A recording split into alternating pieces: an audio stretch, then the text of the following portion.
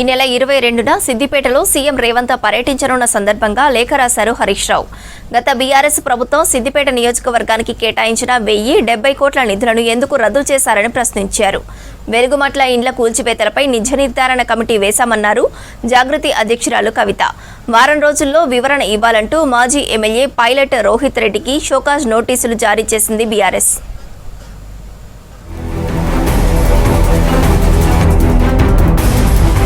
CM Revanth రెడ్డికి బహిరంగ లేఖ రాశారు మాజీ మంత్రి సిద్దిపేట ఎమ్మెల్యే హరీష్ రావు. సిద్దిపేట అభివృద్ధిపై పలు ప్రశ్నలు సంధించారు. గత ప్రభుత్వం సిద్దిపేట నియోజకవర్గానికి కేటాయించిన 1070 కోట్ల నిధులను ఎందుకు రద్దు చేశారని ప్రశ్నించారు. నిధుల రద్దుతో గత 27 నెలలుగా నియోజకవర్గంలో అభివృద్ధి పనులు ఆగిపోయాయని చెప్పారు. రద్దు చేసిన నిధులను వెంటనే పునరుద్ధరించి ఆగిపోయిన పనులను ప్రారంభించాలని డిమాండ్ చేశారు.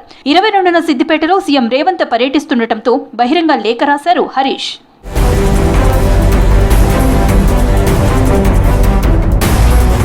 ఖమ్మం జిల్లా వెలుగుమట్ల ఘటనపై జస్టిస్ చంద్రకుమార్ ఆధ్వర్యంలో నిజ నిర్ధారణ కమిటీ ఏర్పాటు చేశామన్నారు తెలంగాణ జాగృతి అధ్యక్షురాలు కవిత. ఎలాంటి నోటీసులు లేకుండా 750 ఇళ్లను కూల్చడం దారుణమన్నారు. బాధితులకు పూర్తి న్యాయం జరిగే వరకు అండగా ఉంటామన్నారు కవిత. ప్రభుత్వం కూలగొట్టింది 750 మంది ఇండ్లు, ఇస్తామని చెప్పింది 411 మందికి. అందులో అనేకమైనటువంటి అభ్యంతరాలు వ్యక్తమవుతా ఉన్నాయి. అనేక మందికి ఇంకా కూడా మాకు అన్యాయం జరిగిందనేటటువంటి భావన క్షేత్రస్థాయి నుంచి వస్తున్నటువంటి సమాచారం ట్రాన్స్పరెన్సీ లేకుండా ఎందుకు ప్రభుత్వం వ్యవహరిస్తుందనేది అర్థం కానటువంటి విషయం.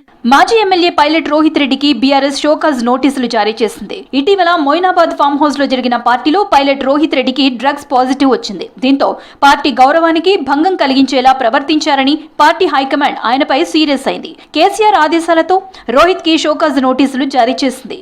7 రోజుల్లోగా వివరణ ఇవ్వాలని కోరారు సోమ భరత్ కుమార్.